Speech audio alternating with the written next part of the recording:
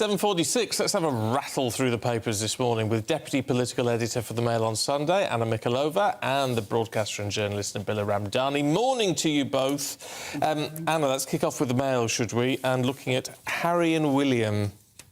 Yes, obviously on the anniversary of the Queen's death, warring royal brothers still 100 miles apart. So Harry's flown into the country, but he's nowhere near his brother. And obviously they're physically apart, they're in different parts of the country, but they're also further apart than ever in terms of their relationship. And look, I mean, honestly, I'm a little disappointed that that's almost the focus, because you sort of want today to be a day of remembering the Queen. We all know families where there are fallouts like this, and we all know that in a few decades both of them will regret it. Both of them will realise how stupid they've been, and it's just slightly overshadowing what is an incredible legacy of their grandmother. Yeah. And one could say that this royal saga seems to be going on and on for forever, but in some ways that's the whole point of royalty, isn't it? I think there have been royal feud for centuries in the past, but then they resulted in civil wars and beheadings.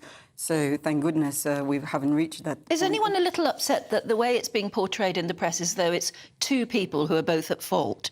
I mean, isn't one an awful lot more at fault than the other? Yes, I think firmly I would say that Harry has been an absolute shocker in the way he attacked his family, most of the time with unsubstantiated claims, or unfounded claims, let's put it differently. And this couldn't contrast more with William's attitude. He's behaved impeccably. And he's been faultless, not least of all since his grandmother passed as the Prince of Wales.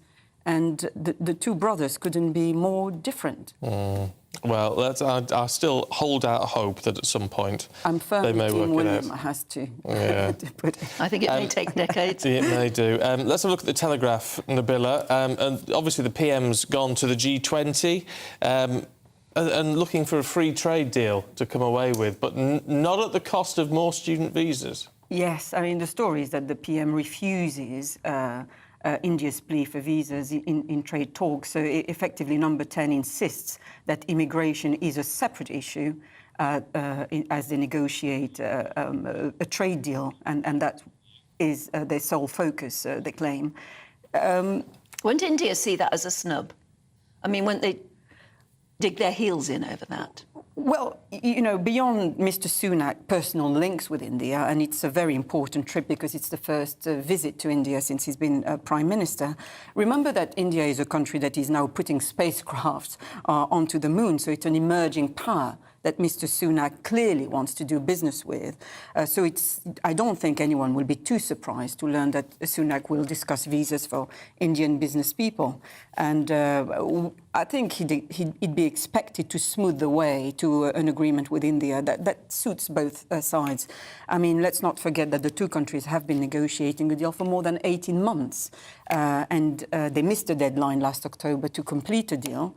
And now Sunak has ruled out finalising a quick fix agreement this weekend for the G20 summit, but his officials are saying he's confident that they might be able to sign one later in the year. Ultimately, this is all about business mobility and the movement of business people for specific purposes. Yeah, well, it's an interesting one. Meanwhile, back home... Oh, sorry, I was going to say... Are we out of time already? Here we are. I hate to say it, ladies. We will definitely have a longer slot in the next hour for you, promise you that. But for now, thanks very much indeed. Sorry, I'm being bothered by a fly. Flies in here, terrible. Flies are everywhere at the minute.